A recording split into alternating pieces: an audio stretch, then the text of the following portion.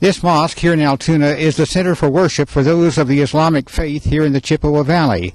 They are assimilating into their communities just as they are nationwide, according to a recent Pew Research Center report. This is Muslim and American in the Chippewa Valley. A special report. I'm Wayne Sorge. Well, I think the Pew Research basically acknowledges that a lot of Muslims have become a successful portion of the general public. That is, the attitude toward America overall is positive. For the most part, they believe that through hard work they can achieve good life. For the most part, the survey tells us that they have a positive attitude toward the country and its institutions. And for the most part, it tells us that Muslims in America somewhat have done better than Muslims in Europe in terms of the assimilation or integration. The people here are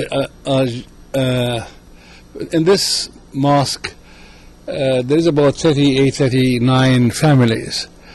And like most Muslim and maybe Arab immigrants, they usually higher education and higher income because of their professional by the time. Once they get here, though, in spite of being middle to upper class and earning a good living, there are still some problems they face as far as mistreatment in the community, in the workplace, in the business place, aren't there? Well, fortunately, half the people in this community, our community, are physicians. And about maybe 20-30% are professors. And therefore, they have, by their professions, have reasonable place, reasonable position where they are. So far, they have mutual respect with their fellow people who work there. Few people in this community are blue-collar workers. And majority of these are the ones whom you expect some form of mistreatment. In our case, it only happened shortly after 9/11, and I remember this about eggs on the wall, on the door of the mosque, or some paint on the windows, sort of silly stuff which we recognized as sort of some people venting their rage in some fashion at the time. But we had received a lot of support, even then, more support than ever, during the shortly for a number of months and after 9/11. That's why I'm saying majority of us really do not feel that way. And I've been in this community for 35 years myself, so I consider this is myself a part and parcel of this, for me, my children and my grandchildren. You are happy and here to stay, and your family is here to stay? Well, obviously, I have 3 children, and one here, one in Minneapolis, one in Chicago. They all have their own grandchildren, and so this is my home. You do still feel some ties, though, to your culture? Oh yes, obviously. You see, this is everyone has his own background. And in fact, I continue to have family connections. I'm originally from Egypt. I do visit them maybe every couple of years. And I maintain a lot of cultural things from the home country. The report has a positive notch to it, although there are glitches here and there, so to speak, in terms of the difference between younger and older Muslims toward the situation of terrorism and global events. But overall, as we can talk about this later, I think Muslim attitude is positive. But when it comes to U.S. foreign policy behavior, you could tell that there are issues that we need to tackle with. There is some attention given to the negative reaction to our current foreign policy in Iraq and elsewhere, but it's not just Muslims who have a negative reaction to that. So perhaps Muslims feel a closer relationship to that issue, but they're not really that far afield from what the general population is going through as far as reassessing what the government is doing. Wouldn't you say that's the case? Absolutely. I mean, Muslim by virtue of being Muslims and being mostly immigrants and perhaps Muslim converts in this country, they're closer to issues than the general public altogether. So it is close at heart when it comes to the question of Iraq and the Palestinian situation, the question of Muslim, non-Muslim relationship.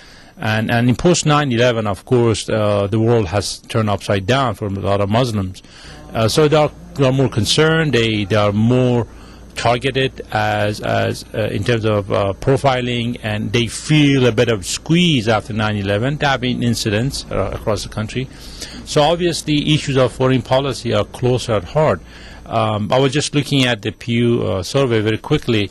It is interesting that even after so many years, after 9/11 in Iraq, still 42% of Americans seems to argue that U.S. decision to invade Iraq was the right decision, despite all the evidence that it was a hasty decision, and perhaps some have argued intelligence was cooked up to justify policy. Still 42% believe that the Iraq decision was the right decision. To me, that is just a reflection of the split within the general public when it comes to the so to speak, conservative, Democratic, Republican divide, which again still resonate in the general politics. But for the Muslim American, of course, being more conscientious about foreign policy by the virtue of being Muslims, and U.S. policy in the Middle East is so controversial, to say the least. So they have, by a very large margin, they believe that Iraq invasion was a mistake. And the U.S. needs to work on its foreign policy toward the Middle East, for example. So yes, there is that gap, but again, Muslims are simply closer. They have the issues closer at heart.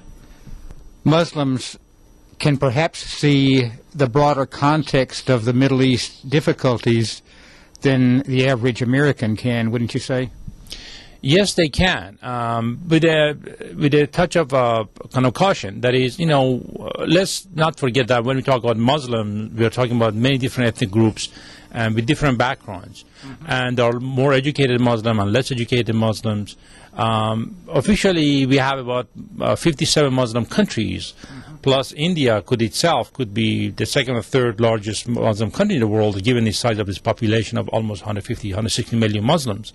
So Muslims are diverse, so are Muslim Americans in terms of who they are, where they came from, and versus the native Muslims, who people were converted or were born here, etc. So there is that diversity which I guess, we would like to caution people to have in mind. It seems that there is not the luxury in the United States, in the Muslim world, for as much fraction as there is in the Middle East, because you seem to be drawn together by the fact that you are still somewhat of a minority, and in a community like Eau Claire, Altoona, you have one mosque, and apparently diverse backgrounds assemble there. Well, you're right. I mean, first, by the virtue of being a minority in a larger population of Christians and different background, it makes sense in terms of cohesiveness. But at the same time, the Muslims we are talking about here, they live in a totally new, kind of different socio-political and economic environment. So Muslims in the Middle East, for example, do not enjoy from the fruits of democracy, but Muslims here do. Muslim Americans are economically prosperous and they are educated than, on the average, Muslims back in the Middle East or elsewhere. So that context, political democracy and living in an open society definitely has tremendous impact on the way Muslims view themselves and view others and interact with each other. So that is an important distinction between Muslims here and Middle East and in some other countries.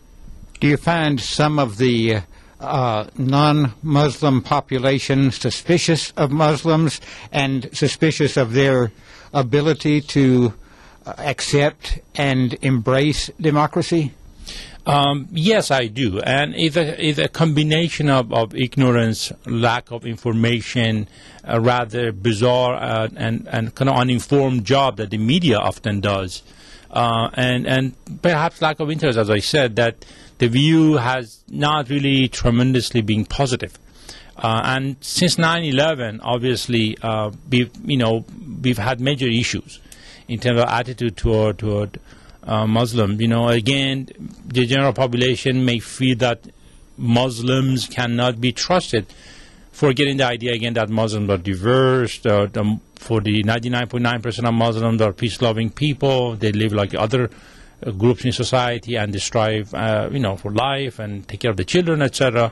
That kind of discrimination partially is natural in post 9/11 world, but all of this, as I said earlier, is compounded by the very lopsided foreign policy, which create more problem at home and abroad in terms of dividing people as opposed to uniting people. President Bush's unifying kind of symbolic gesture of going to a mosque, taking his shoes off, is a good thing, but we don't see that. We don't see that at the wider level. We see a statement coming from the administration, but when it comes to the Palestinian issue, when it comes to the question of Iraq, when it comes to the question of rather hostile approach toward Iran, when we see support for certain groups in Lebanon as opposed to general public, these are issues that are not lost to Muslims back in those countries as well as Muslims here. Particularly nowadays, when we know about multiple problems in Iraq and Palestine and Lebanon. This is a turbulent time and a turbulent area, and I'm fully aware of this. And I read about, I listen to satellites and others. I have connection with family, so I know what's happening, and I feel at times in great pain when I see the misery of the effects of chaos and war and terrorism playing havoc in that area. Been arguing, and most Middle East experts have argued for many decades, so to speak, that is, in our foreign policy in the region is problematic, to say the least. It's really imbalanced and is not geared to kind of help Middle East get integrated into international political economy. The notion of that we are a good country and we want democracy for Iraq, we want to spread freedom and prosperity, kind of begs the question, well, don't all people want those? I mean, people in the Middle East, they want to be free, they don't want to be tortured, they want to be prosperous. It has nothing to do with, so to speak, American value that we try to tell our population here. The problem is that the issues are a lot more complex. That is, the relationship between Islam and politics, the question of foreign exploitation, the question of elites or rather undemocratic regimes in charge in many of these countries, the burgeoning new generation of educated young people, civil society, what are the prospects and impediments to democracy. These are very complex issues. And again, the general public is not involved. They just listen to the president and the media and the pundits and come up with their own conclusion. So my advice would be for the general public to simply, pull its sleeves and basically begin to engage in reading and understanding through many different forums and not generalize about a whole section of the population in this country. Do you think you can be influential in changing how our nation addresses some of those situations?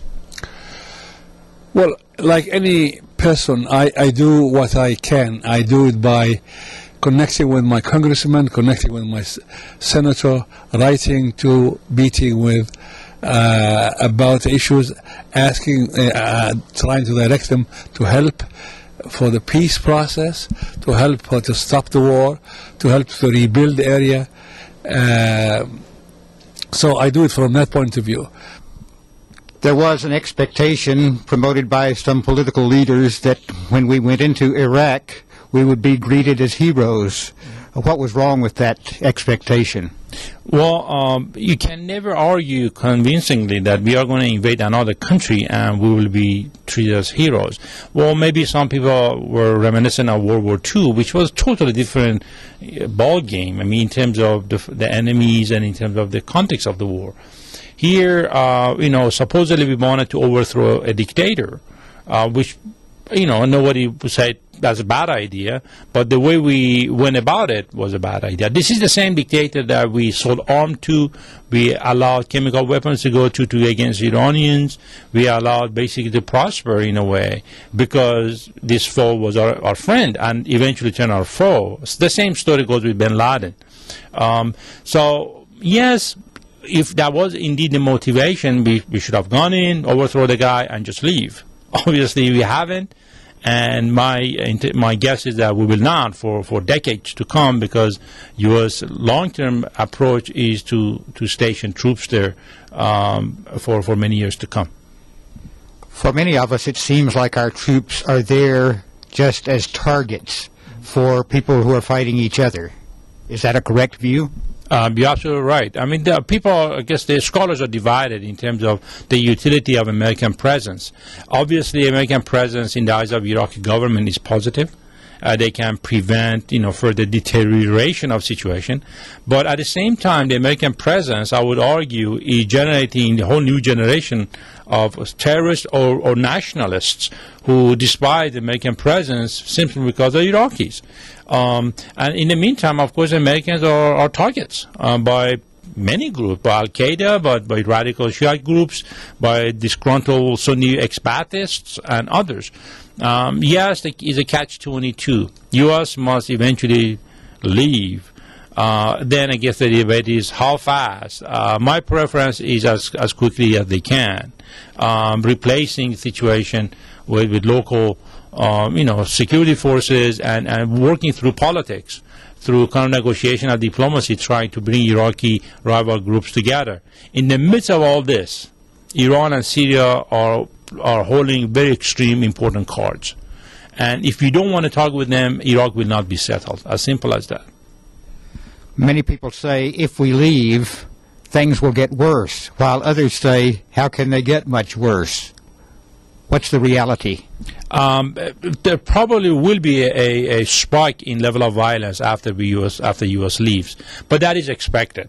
That is, once there is a vacuum of this 150 plus 60,000 American troops, then there would be a jogging for power among different rival groups, and that is expected. But my expectation is that after the spike in initial violence, it will be settled quicker. It's just like having a bad tooth. You have to pull it out. You can just let it there and get rotten. But it will not resolve the situation. Initial pain from pulling a tooth is high, but again, it settles. And we have to do that and trust the Iraqi leadership, along with his neighboring countries, to come up with a viable solution to resolve the Iraqi situation. Often we hear the term, we have to fight them there, so we won't be fighting them here. It's just a simplification of the story. That is, even in Iraq, you can see, as we said, there are nationalist exbatists, there are Al-Qaeda fighters, there are some intelligence groups from other countries. There's the Irani, Saudi, Syrian, Jordanian somewhat, and Egyptian influence. So it's a big game. Yes, U.S. has a problem in terms of confronting Al-Qaeda. And the main corridor for main staging ground for that is Afghanistan and bordering Pakistan. We got deviated from the main battle. And in order to win against Al-Qaeda, you need to fight an ideology, not a group. Ideology of radicalism. And our best allies are Muslim countries and Muslim people. So having said that, we need to have a better dialogue, better relationship. We cannot just consistently support authoritarian regimes in Arab world and talk about democracy and human rights. We cannot fear Al-Qaeda and its radicalism and indirectly support such views. We need to attract mainstream Muslims. And there are many avenues to do so. But again, the major problem we have is that we deal with governments in the region, for the most part, who do not represent their own people. And that is part of the problem in the long term. We occasionally hear some saber rattling with regard to your native country, Iran. But should we be ready to simply accept them as a nuclear power, or should we stand up to them and try to turn back the clock where that is concerned? Well, again, the question kind of is relevant, it's related to a larger picture.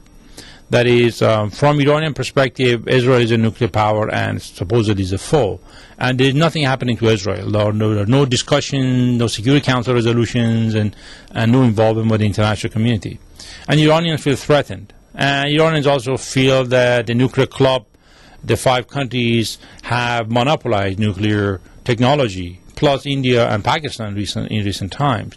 So they would like to have access to nuclear technology, which is separate from having nuclear bombs. We have a problem with the whole non-proliferation treaty and its language, and we must deal with that. But having said all this, I think Iran is on its path to become a nuclear power, and hopefully a civilian nuclear power. What we do today is going to have direct bearing on the outcome. That is, if you push Iran so much, then we will push them toward weaponization. You know, when countries feel threatened, when the regimes feel threatened, they have more tendency to become nuclear. Simple example, North Korea. Even Pakistan and India, at some point they were threatened by each other's rivalry and eventually chose the nuclearization because it kind of safeguards their safety as well as the survival. So if we push Iran, even if we have military struggle against Iranian nuclear sites, Iran still has the manpower, the resources in order to rebuild. And they will. And for sure, then it will be a hidden program which will go toward weaponization. So the best solution is engagement. And there are ways to do that. This precondition that Americans or the U.S. government has put on Iran, that stop enrichment, then we can talk, is simply not acceptable to the Iranian government.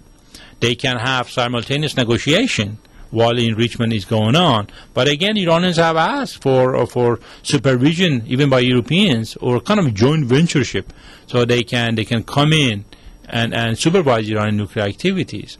In the end, again, it's all a matter of security. If Iran doesn't feel threatened, they will not have no reason to weaponize. But right now, we are pushing him toward weaponization. The answer is not really complex. Many of us do talk about it, and that is, we need to have a new Persian Gulf security kind of arrangement, which would have, I would argue, and I will argue, have a positive impact on the Palestinian situation as well as Lebanon and Syria and Israel. That is, it's been, since the Iranian Revolution, we've been arguing that Iran, since we don't like the regime, Iran should not be part of any long-term security arrangements in the Persian Gulf. So somebody tell me, how can the country with the longest shore along the Persian Gulf, the second kind of producer of oil in the world, the third exporter, tremendous gas reserve, 70 million population, must not or cannot be part of the security arrangement in the Persian Gulf? It will not work. One option for the U.S. is to have a tremendous military presence in the region and safeguard the Arab regimes in the Persian Gulf as a bouncer, as a bodyguard, which U.S. has been doing it. You know, we kind of support these regimes, and that's why, you know, so to speak, they haven't collapsed, some people have argued. So we need to embrace Iran as a proven power in the region and sit and negotiate. Why do I say this? Because what Iranians want in the long term, even this President Ahmadinejad of Iran wants, is really similar to what Americans want. Why? Well, because they both want stability and peace in Afghanistan and Iraq. They both want free flow of oil from the Persian Gulf. And both Iran and the Americans want this global economy to be booming. Iranians are desperate for investment and engagement. And Iran also can be a tremendous ally. Again, we don't have time to get engaged in this, in the region for the United States, because Iran has been tilting more and more toward China and Russia. We are losing Iran in the long term. We need to re-engage and bring Iran into our kind of main stream in terms of discussions and trade and negotiation and all that. But you know what? The longer we wait, the more U.S. would lose in the long term. Is there potential for people with a Middle Eastern background like yourself, with the insight you offer, to be able to be more influential in U.S. foreign policy? Well, you know, again, that's a tough question. There's always a gap between what the academics do and say and policy, what the administration does. Because policy is in the realm of politics, and often there are different variables are involved, you know, interest groups, pressure groups, religion, re-election, you know, my turf, your turf, and so on.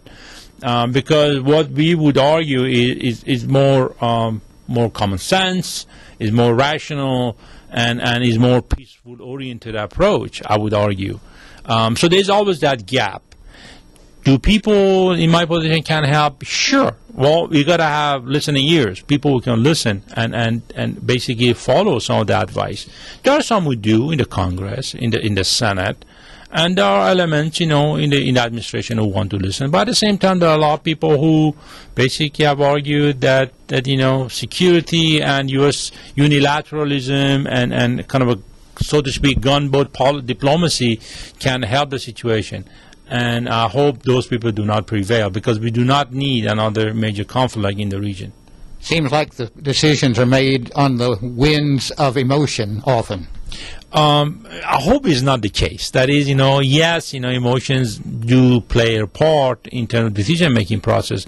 But remember, our presumption is that people who make decisions, domestic and foreign policy in particular, the rational people, and they look at all the variables, all the sides, and make the decision which bring them the optimum benefit to the country, not to themselves, but to the country. And yes, you know, you hear so much about new conservatives, the rush to war in Iraq, and how religion has become a major force in U.S. foreign policy, that it shouldn't be. So there are a lot of different interests in the process, but we would like to presume that the administration, the Congress and Senate do what is best for the country and not what is best for the specific groups. Of course, for years we've heard about the Christian right being an influence in politics in the United States, but can Islam in the United States become a force for political good? Well, the obvious answer is that Muslims in America need to be more organized and more integrated with one another, with each other, different communities. They've become better. That is, when you look at the presence of Muslims in America, especially in the last few decades, they have become more organized. They have created new institutions and organizations which bring Muslims together. They can have a kind of a voice in U.S. politics. And now, you know, in neighboring Minnesota, we have the first, you know, Muslims, so to speak, in the Congress. So yes, you know, Muslim can be a force, but they are far behind from the major rival, and there is the pro-Israeli lobbyists who are well established in the country, etc. If we go with the premise that interest groups, they can and they should have a role in politics, that's fine. I mean, Muslim Americans, they have to be smarter, more organized, and put more input into U.S. policy. But again, they have years to catch up. Some Americans believe that in Iraq, the Islamic communities do not want to get along and do not want democracy. Is that the case? No, not really. I mean, you hear those arguments even from politicians who fundamentally don't even know the difference between Sunnis and the Shiites, but they make these general observations that, you know, there is the civil war because the Sunnis and the Shia hate each other and so on and so forth. The general history of the relationship between these two sects has been peaceful. Particularly in Iraq. I mean, you know, Iraq has always been important for the Shias, you know, because of the religious sites. But go back and into modern Iraqi history, and even beyond that, in the Ottoman Empire, how often did we hear about this Sunni Muslim and Shia Muslim going after each other in a communal fashion, killing one another, and so to speak?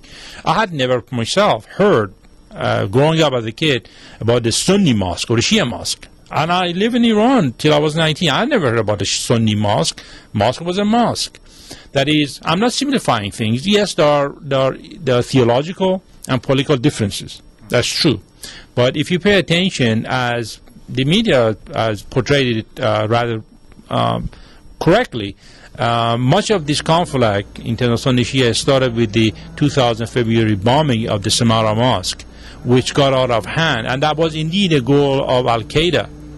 But remember, outside of Al-Qaeda and the Salafis, who are extreme groups who don't even believe the Shia are Muslim, outside of that kind of extreme view, or the Wahhabis, some of the extreme Wahhabis, the mainstream Muslim living in this 57 countries, they do not really have any beef, so to speak, with each other. That is, Sunni and Shia have lived together for a very long time, because the premises of their belief are fundamentally the same.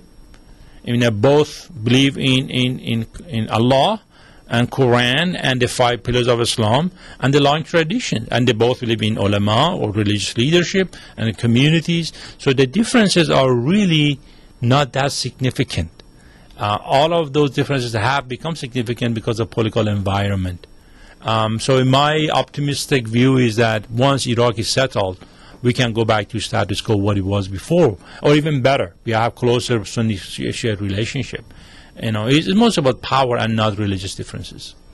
Here in the Eau Claire, Altoona area, we have one mosque.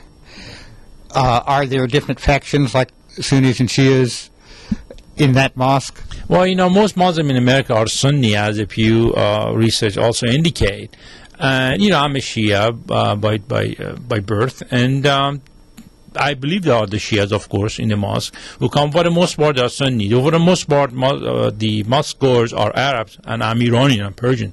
But that's never been an issue. I mean, you know, I go there occasionally and to visit. You know, we don't have such issues, especially within a democratic context, which goes back to what I said earlier, that it's politics, it's not religion really which brings that division or rivalry. In this democratic environment, you know, people are free to speak their mind. There is a mosque leader or imam who kind of leads the prayers, and you know, most Muslims here are educated. We have good number of doctors, psychiatrists in the community. They have good income, good education, very cordial. All of that tells you that social and economic factors, you know, I'm talking about education, I'm talking about literacy, I'm talking about prosperity, economic prosperity, are as important, and I would say more important, than your religious affinity. That is, you know, once you have those elements, you're open-minded, so to speak. You wouldn't focus on differences, you focus on similarities. And that's what lacks in Iraq and in the Middle East altogether. And our foreign policy, U.S. foreign policy, doesn't help the situation, I would say. So would you say that a Muslim in Eau Claire or Altoona has a lot of shared interests with Lutherans and Catholics and other people that those people might not realize they share? Absolutely. I mean, you know, I've given talks to churches, and so other my colleagues have. As we always point out, again, for the sake of, or rather repeating the point, that Muslims do believe in Abraham and in Moses, in Jesus, in Adam and Eve, and God. The differences between us are really not that great. And again, we perceive Jesus but differently. As a prophet, not the son of God, so to speak. But that doesn't diminish the fact that we have fundamental goals, because Christians and Jews are members of the book, as we refer to those people, to the Christians and the Jews, because we are part of the same team, so to speak. Muhammad was the last messenger to bring the kind of glue everything together.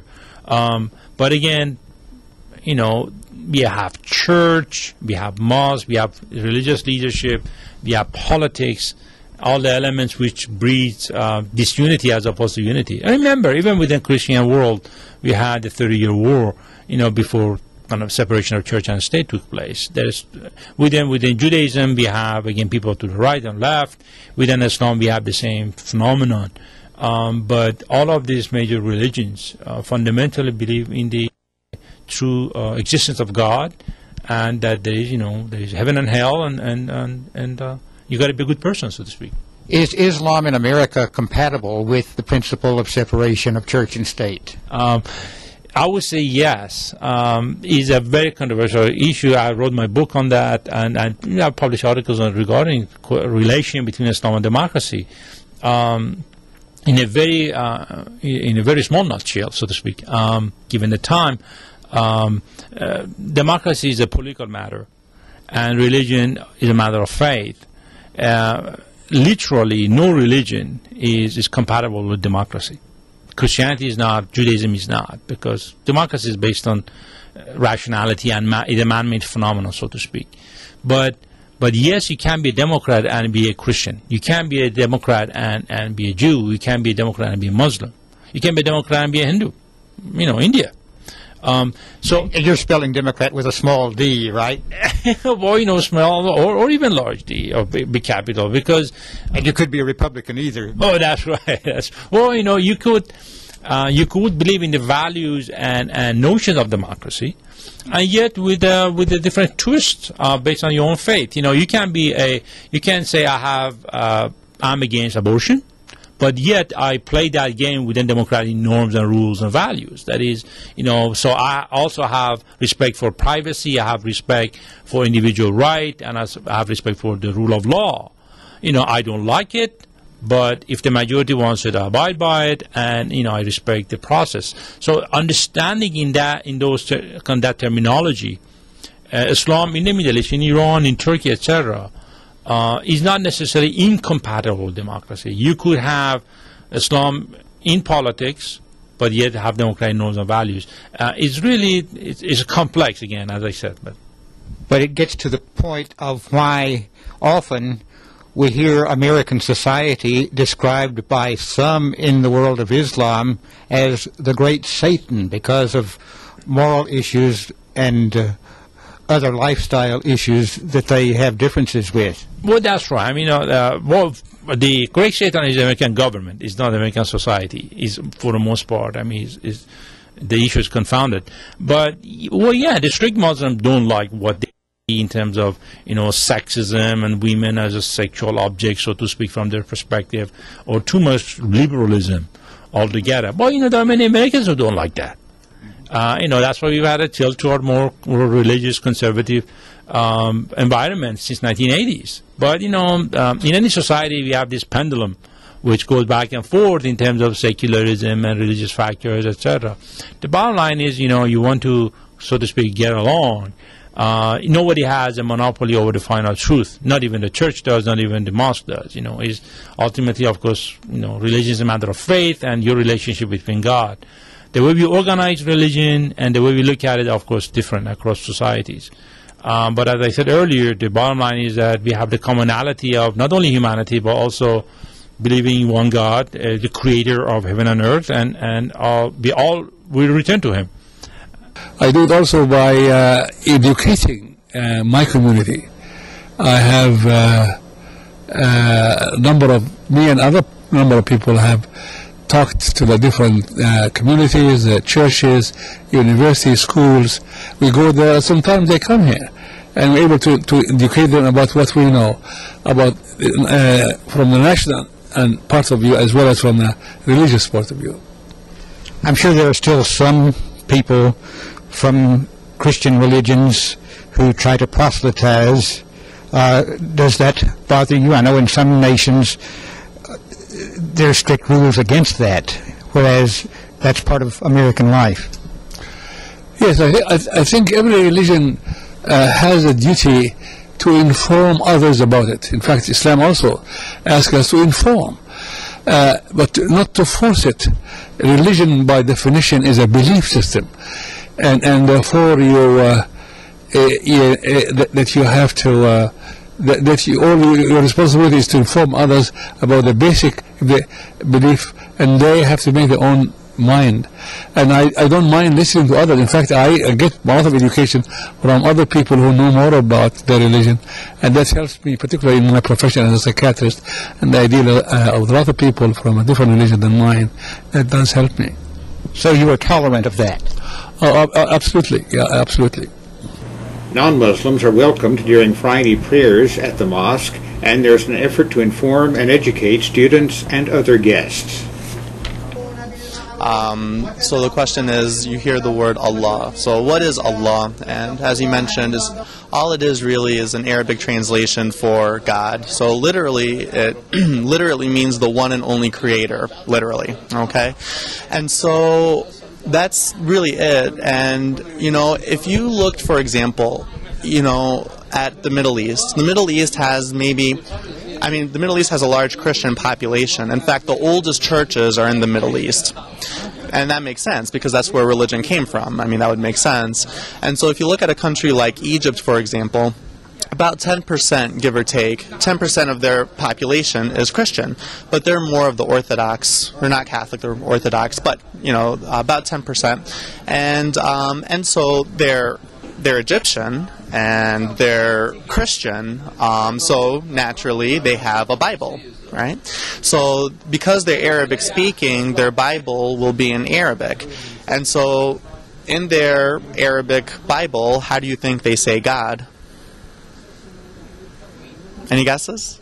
Allah, exactly. So, I mean, if you're an Arabic-speaking Christian anywhere in the Middle East or wherever, your Bible will say God as Allah. So, as you can see, Allah is just a translation. It's not something just for Muslims. In fact, if you take it a step further, who knows what language Jesus spoke?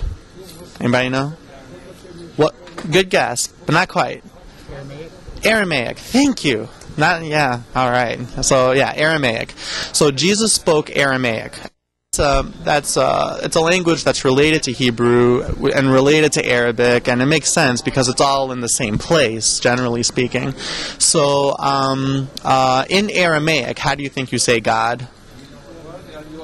Allah. Okay, so that's the thing. And Aramaic is a language that nobody really speaks it. It's almost like in the category of Latin. It's more of a, more of an ancient language. But as you can see, Allah is just a translation. And what's central in Islam is that you believe in one and only God, basically. It's just one and only creator. And that's very important. There's just one God. That's kind of central. So that's one of the big things. That's one of the big things in Islam. And so, that's what a Muslim believes in. In terms of other things a Muslim believes in, you believe in all of the prophets. Okay? So as a Muslim, you can't say, well, I like this prophet, I don't like that one. So the prophets start all the way from Adam. Adam is considered the first prophet. And then after that, you have Noah, you have Abraham, Lot, Isaac, Ishmael, Jacob, Joseph, David, Solomon, right? All the way down the line until you get to John the Baptist, Jesus, and then lastly, Muhammad, peace be upon him. So as a Muslim, you believe in all the prophets. So you can't say, well, I like Moses, I don't like Abraham, or I like David, I don't like Jesus, or I like Jesus, I don't like John the Baptist. So as a Muslim, you believe in all the prophets. And all of the prophets were wonderful men. They all came from God. They all preached more or less the same message. Do good, don't do bad, believe in God, basically is what it really comes down to. And they all pretty much spoke of the same, that you believe in fate, you believe in divine destiny. So if God decrees something, then it's going to happen, sort of thing. Obviously, everyone has human will, obviously, but along with that, God has his decrees. So that's basically it. I mean, that's really what a Muslim believes in. And all the other stuff is just details, kind of fill in the blank spaces. But now a question would be, okay, well, that's nice. What does a Muslim believe about Jesus, right? So Jesus, I mean, I just got done saying, he was mentioned more times, like 6 times more or something like that than Prophet Muhammad in the Quran. So, well, what does a Muslim believe about Jesus? And the answer is that as a Muslim, you believe that Jesus is one of the best. He is one of the best who ever walked the earth, basically. And as a Muslim, you believe in his virgin birth. As a Muslim, you believe in his miracles. So he walked on water, cured the blind. He did those things. He was just a fabulous person, and he came and he preached the word of God. Okay. And as a Muslim, you believe that they did try to crucify crucify him. Okay, and they did come up with a plan, and that guy did betray him, Judas probably. So as a Muslim, you believe that the guy betrayed him, they were going to crucify him, but as a Muslim, you don't believe that he was actually crucified. As a Muslim, you believe that they were gonna crucify him, and they were just about to do it. But what happened is that because God loved Jesus so much, God actually lifted Jesus out of that situation up to the heavens to him. So as a Muslim, you believe that God saved Jesus from the crucifixion, and instead, the person who was crucified was the guy who betrayed him.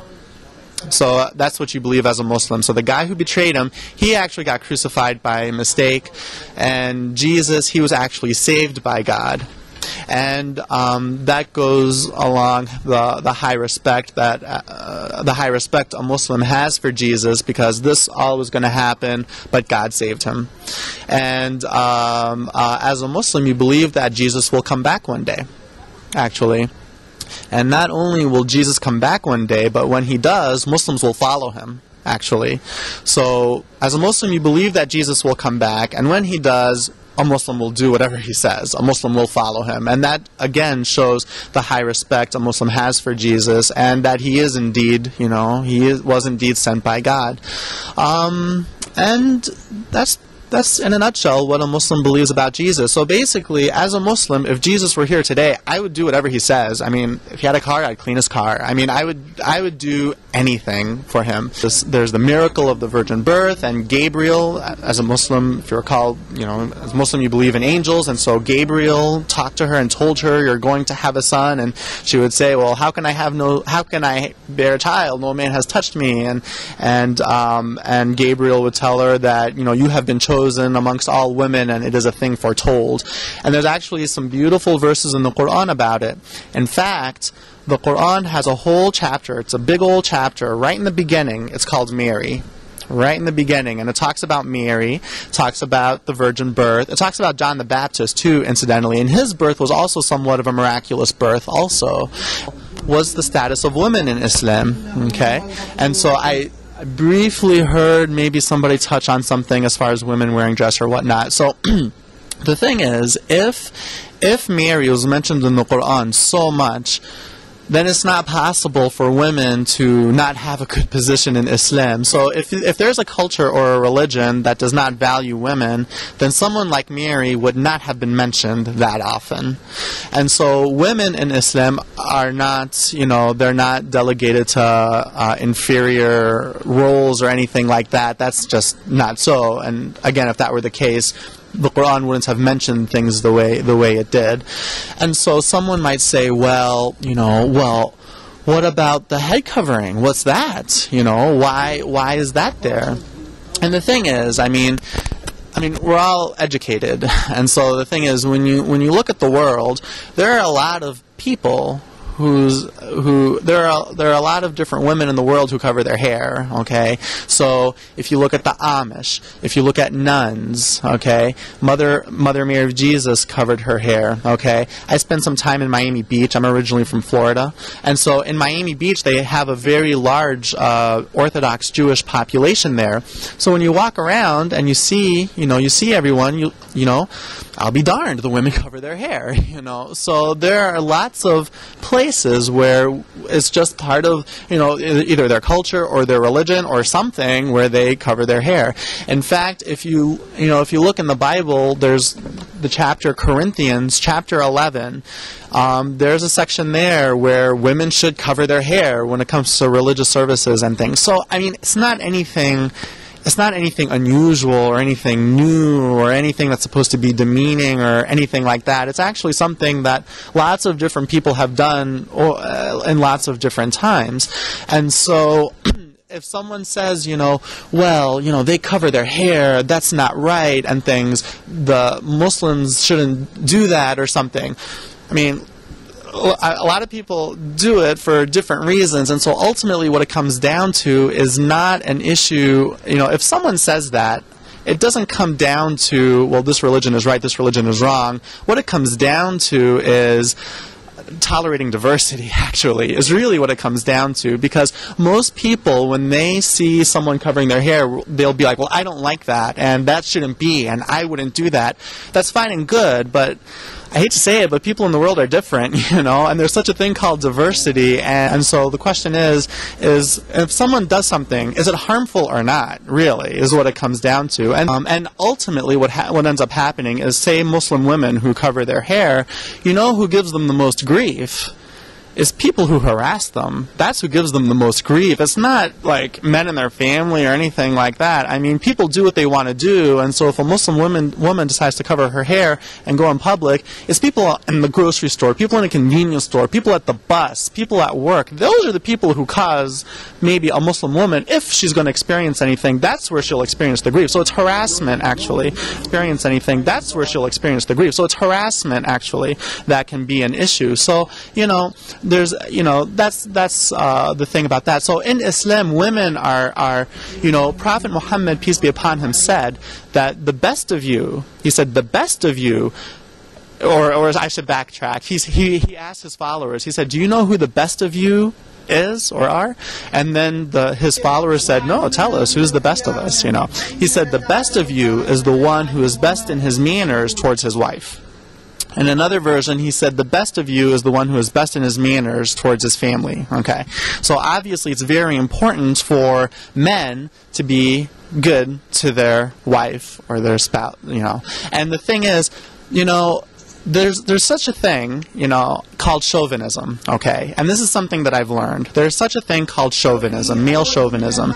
Male chauvinism, I hate to say it, it actually spans all cultures, okay? And what ends up happening is it results in domestic violence, okay? Domestic violence and chauvinism spans all cultures and it spans all people, and there's no such thing, and as I've, you know, and this is something that I've learned, as I've seen, I do not believe there is a culture or a religion or something like that that specifically puts women down. It's a male thing, and as a male myself, I should be cognizant of it myself.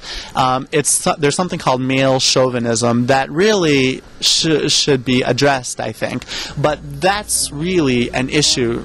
And like I said, it spans all people. I mean, it doesn't matter what culture, what country, what side of the world you look at. Men sometimes are pigs, okay, and that's something that all religions, in fact, talk about, and the same goes with Islam. So that's the thing, you know. That's some of the. That's sort of the gist of it, in a way. And then someone might say, well, okay, well, why are women in the back of the mosque? Why are they not in the front? You know, I thought women aren't supposed to be, you know, put differently or whatnot. So why are they there and the men are up there? And the answer is that during the prayer, it's just not supposed to be co-ed, really. So as you can see, you know, you've got everyone bowing down, getting up, bowing down, getting up. So, I mean, if I'm in a prayer, and if I've got a gal in front of me bowing down, getting up, bending down, I mean, I'll be very honest. Are you recording this? I'll be very honest. I'm not going to focus on my prayer, okay? So, you know, I hate to say it, but that's just, you know. So that's why the prayers are just not co-ed. It's just do it however you want. It's just not co-ed. And so if you look in different mosques or different places, depending on the facility, you'll have it different arrangements, really. So that's really what it comes down to. So you know, that's basically a nutshell of what I would share about Islam, and hopefully that's beneficial. And I maintain a lot of cultural things from the home country, and I acquired a lot of good things from this country. And this is really a good adjustment. Is you combine both. You take the best of both cultures and use it for your life, and that's why I believe that this is very important. Well, you know, I've been here 30 years. Like many immigrants, you know, I came here as a student, so the idea was to study and go back. But then, of course, came revolution, came marriage, came trying to finish my PhD and job opportunities. And, here I am 30 years later. So yes, I have the intention to stay, but my ideal situation is that I can be a good ambassador to my own country of birth, go back and forth. I love to see a good relationship between the two countries. We have a lot to offer each other. Iran has a 3,000-year history plus, just like a wise old man. They can teach this country a lot, and vice versa. And as you see it, you can be a good American and also have the best interest of your native Iran at heart as well. Well, at heart, I guess I'm a universalist. I mean, I have love for my country of birth, Iran. My family's in there, and I want to see Iran prosper and become a major player, good player, positive player in international environment. I love this country. Like I said, I've been here a long time. I'm a citizen, and I cherish democracy and freedom and the opportunity that I had to improve myself and finish my education. So yes, you can have the best of both worlds. I mean, if especially in the age of globalization, we are citizens of planet Earth. We have the same environmental concerns. We have the same problem with kind of contagious diseases, AIDS, and so on. We have many global issues, poverty and development, for example. Faith and tradition remain important for those of the Islamic faith who live here in the Chippewa Valley, but also being an American and enjoying the good life remains important as well. This has been Muslim and American in the Chippewa Valley. I'm Wayne Sorge.